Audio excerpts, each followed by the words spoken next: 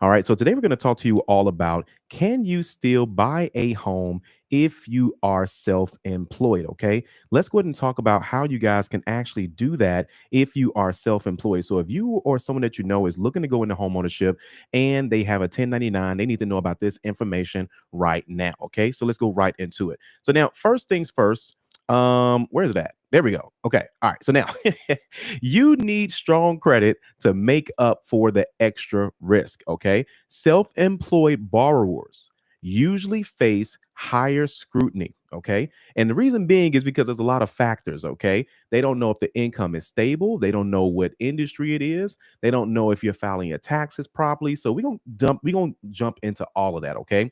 So your credit score needs to carry more weight. Okay. So now if you're in the 580s, you still can get approved if you're self-employed, but you want to make sure that everything is lined up. You want to make sure that things actually make sense as you're doing this with the bank. Okay. They're going to want to make sure that you have your paperwork in place. All right. So, for example, low balances, no late payments, and a clean profile can offset income concerns. Okay. So, you want to make sure that if you are 1099, that's the only I won't say it's a drawback, but you want to make sure everything else is in line. If you're W2, it's a little different because they can verify the income. They can at least verify by calling, human services. Sorry, human resources.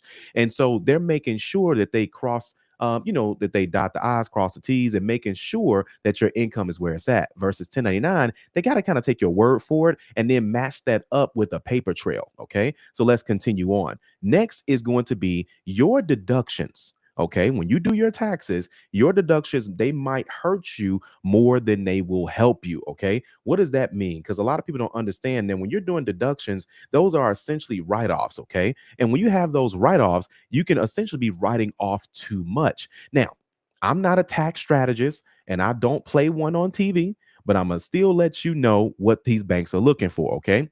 Writing off too much income on your taxes lowers your qualifying income for a mortgage. Okay. This is also known as your net income. Okay. So, for example, if you are making, let's say, I'm just throwing some random numbers out there.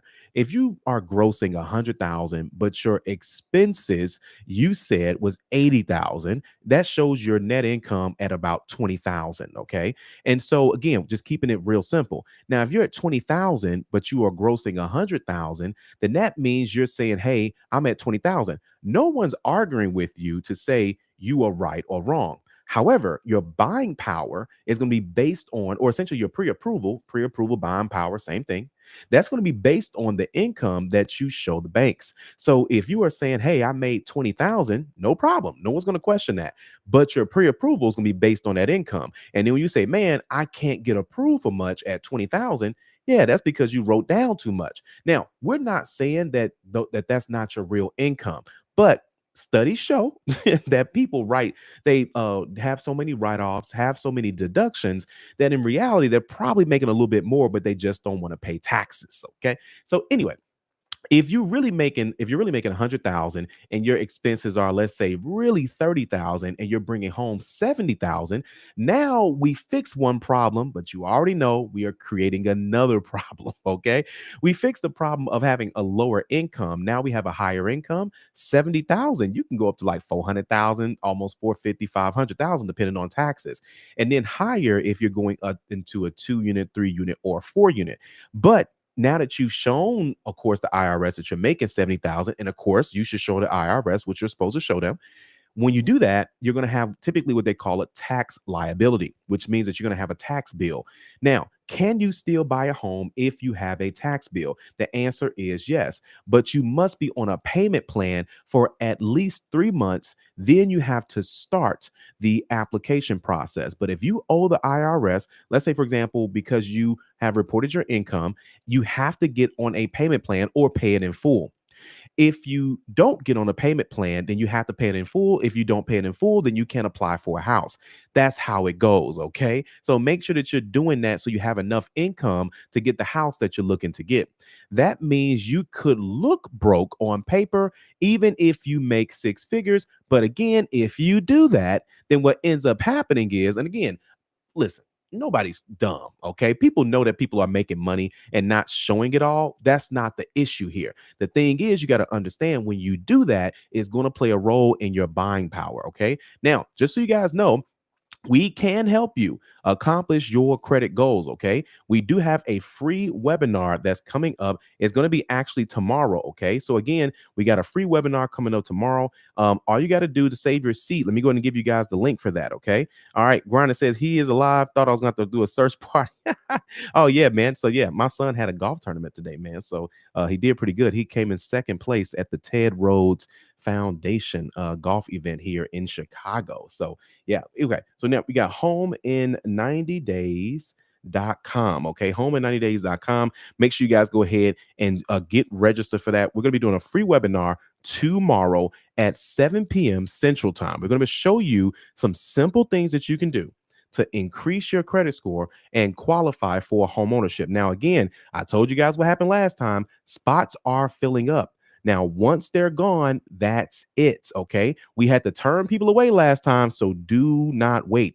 You can take out your phone right now, scan the QR code right there on your screen, or you can go ahead and click the link inside of the chat or type it into your phone. Okay. Let's go ahead and keep going. All right. So now, Elite, I don't know if you guys are in the building. I didn't want to hold everybody up too late tonight, but I at least want to make sure that people got the information today, okay? That you got the information. Here, let me just double check and make sure I'm not missing anything because I did have a couple different slides here. Let me make sure I didn't miss anything here, guys. Let me see here. Did I move that? Yes. Okay. I did miss a slide. Okay. So here, let me pull this back up. Let me pull this back up. Okay. All right. So now I want to make sure you guys don't miss anything here. All right. And here we go. All right. So now, yes, you can absolutely buy a home while being self employed, but there's more paperwork. Okay. So now lenders need to see consistent income through tax returns. Okay. So that's the thing is that not just deposits in your bank account. Most will want 2 years of returns, but some programs accept a 1 year with strong financials. Okay. So again, most will want 2 years of returns, but some programs will accept 1 year with strong financials. Let's talk about this. Now, if you don't want to show your tax returns, you can get away from you essentially you can get away from this. You can get away with it, I should say. However, most lenders want you to put down 10%. Okay.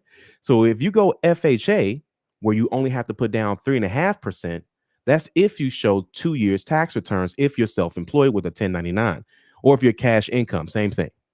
However, you need to put down 10% if you don't want to show your tax returns. Why? Because it is a riskier loan. So keep that in mind. Again, with a riskier loan, they're not going to want to give you that approval, especially if you don't have the money in place, because again, it's a riskier loan. So you got to know that. Okay. So now let's say, for example, you are transitioning from a W-2 to a 1099. Now, if you're going from a W-2 to a 1099, you more than likely want to try your best to stay W-2, close on the house, then go to 1099. Now, if it's out of your control, here's the issue. When you're going 1099, they need to see 2 years. So if you say, Calvin, I'm W-2 right now, but I'm about to be 1099, I can't use my 1099 income because I don't have 2 years tax returns. Absolutely. Well, what about the 10% down? That may not be an option because you still need to show that you have 2 years of work history, even if you don't have the tax returns. They need to see that the money is stable because typically with 1099s, usually the income is going to fluctuate. You're on a contract basis, you're on a mileage basis, you have a business, the income kind of fluctuates, the revenue kind of fluctuates. So again, when you're 1099, they need to see, especially if you're going to home ownership. Now they need to see that you have that work history, and not necessarily the work history, the bank statements. They want to see the money is flowing in. Now, another way around this would be to put it in someone else's name, like your spouse, something like that. Okay. Now, that's another way around it. Now, keep in mind too, you can put, as long as you're on the loan, you have to show your income. So, because that's another question we get too is, can I be on the loan and yeah, can I still be on the loan and then show my income? You can't be on the loan and show your income if you don't have the proper income documentations to show. Therefore, we have to take you off the loan. Okay. But obviously, if we take some people off the loan, then that lowers the buying power. Or if they don't have anyone else to put on a loan, then you're pretty much not going to get approved. Okay. So that's another way of looking at it as well. All right. So now let's go ahead and swing on over. That was pretty much that one. Okay. I want to make sure I got that. Okay. Now, this is one of our recent homeowners. This is one of our recent homeowners. I know we got Elite inside the chat. We're gonna jump into the chat real quick in a little bit. But this is one of our recent homeowners here. Okay.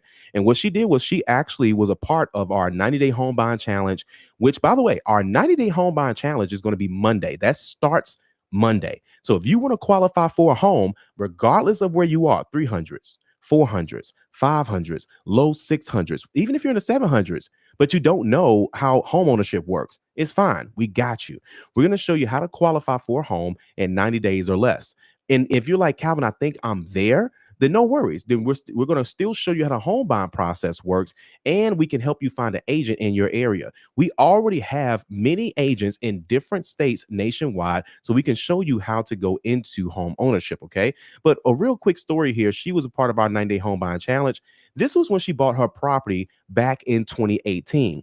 Now, she bought her property back in 2018, and now the property has, since that time, it has now increased in value. It's almost about $90,000 to $100,000 that she has in equity. I ain't putting a business out there. People are, listen, this is just a success story. This is what happens when you buy real estate. People can say whatever they want to about real estate, but let me tell you something. You can build equity. There's not a lot of vehicles out here in which you can actually build equity.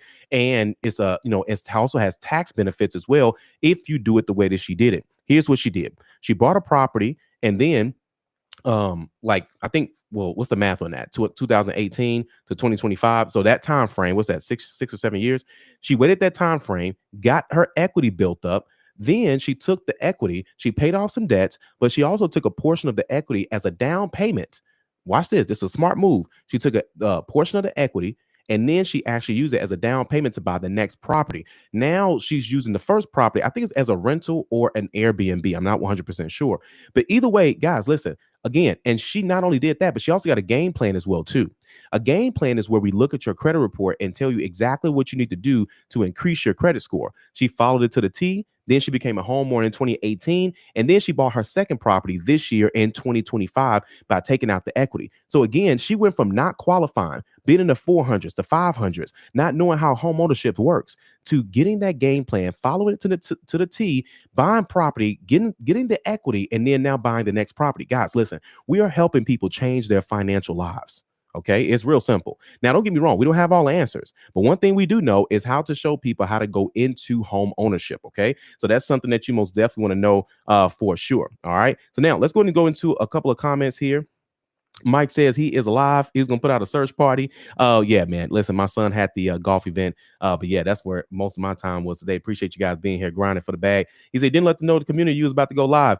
Yeah, man, it's late. Because I know many of them have their notifications on, so I didn't want to make it too late for sure. So thanks for being here, of course, guys. Mike says Elite is in the building. Love these late night lives, Calvin, especially on Sundays. We'll see what we can do for you guys. We always try to give you guys that the game for sure. But listen, grinding for the bag is in the building. So now Mike H says the 2 years thing is an issue for me in a certain respect. I'll explain in a one-on-one. Okay. So now here's the thing about the 2 years, guys. What Mike is talking about is when you are 1099, but you are 1099, but I'm sorry, you are 1099, but you have been 1099 for less than 2 years. Okay. And unfortunately, it's just no way around it. The only creative way is if the lender is okay with a 1 year situation. Some lenders are starting to bend the rules a little bit and allow a 1 year situation.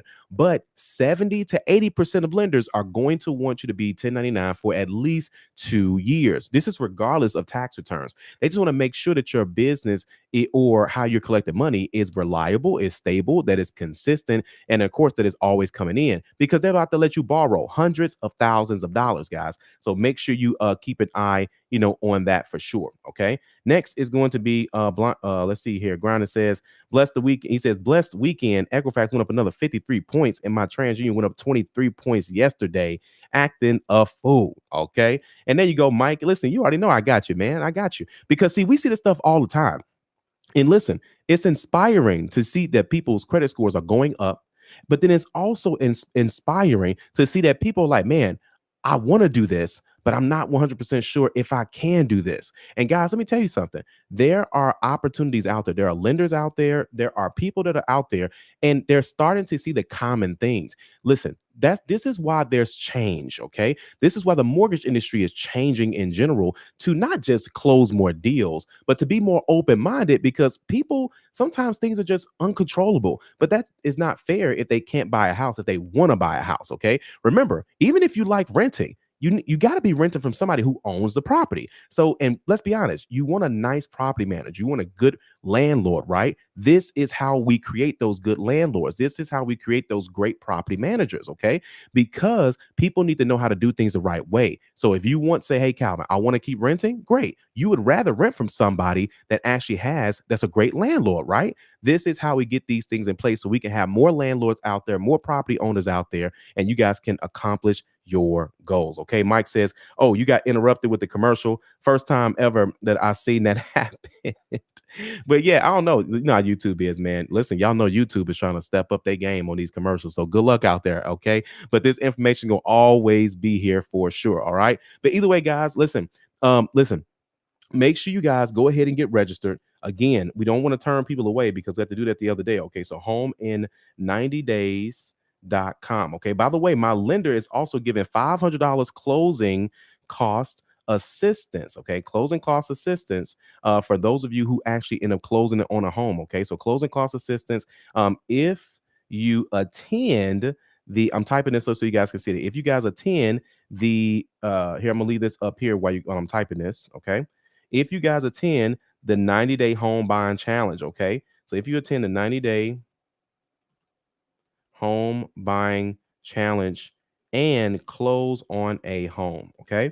So now I'm gonna put that up here, guys. So this is what it looks like. $500 closing cost assistance if you attend the 90-day home buying challenge and close on a home. There's no time frame. Well, I won't say that there's no time frame. It's not gonna last forever. Okay. So I don't know how long it's gonna last, but that's coming from our nationwide lender. Okay. She can write a loan in every state. We can help you find an agent if you don't have one in that state. And listen, we can help you save as much money as possible right now in this market. Okay. But either way, guys, make sure you guys, if you haven't done so already, make sure you guys go to home90days.com. That's so you guys to check out the free webinar. If you're like Calvin, I don't want to watch the free webinar. I don't have time, or I want to get straight to it. No problem. Then let's go ahead and get you right into the 90-day home buying challenge. That's keys in 90days.com. Okay. That's going to be keys in 90days.com. Okay. So again, if you are looking to go into home ownership this year, this is the year we can help you. Let's go ahead and take it from a goal to a strategy. Then we follow the strategy and we get these keys. Okay. I want you to be looking just like these people that's right here on your screen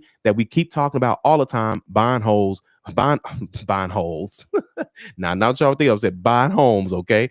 And just accomplishing their goals, man. That's what it's really all about, is putting that strategy together, okay? But either way, guys, we'll see you guys on